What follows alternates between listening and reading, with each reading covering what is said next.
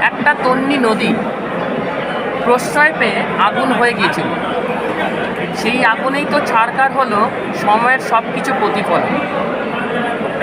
আমার ৩৩ বছরের জীবনের যতটুকু পোড়া দাগ, তার কিছুটা নিজের বুক কামড়ে কবিতার ছলে এই সময় রেখেছি ধরে। হাসিমারা গ্রামের মর্গে যে দেহটা পড়ে আছে, সেটাই তো ফেলে আসা স্মৃতির অনুভব। কজন মানুষ জানে? সময়ের কপালে বিন্দু বিন্দু ঘাম, কোজাগরিতে ভেজা সময় উপস্থিতিতে কিছু অনুভব আমার সাদা পাতা।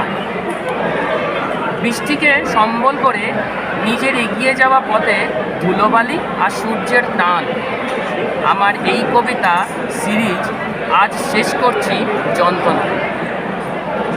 তবে যন্ত্রণা এখানে শেষ হয়নি। আগামীর কলমে আবার হয়তো দেখা হবে জীবদ্দশায় জীবনানন্দে। আবার হয়তো সময় ফিরবে সুসময়। এই সময় আমার কলমের শেষে জন্ম নেবে পাঠকের কাছে আমার কলম। মহাশূন্যের ছেঁড়া পাতায় মহুয়া ফল, হৃদয়ের নাভিতে এক কিশোরী নর্তকী অবিশ্রান্ত ঝর্ণার মতো।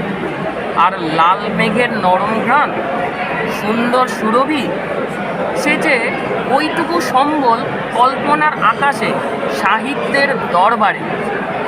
আমার অনুভবের অনুরণের ক্ষুদ্র কল্পনায় আজ চুপ।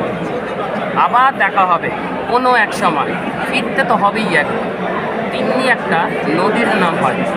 খুব সুন্দর কবিতা।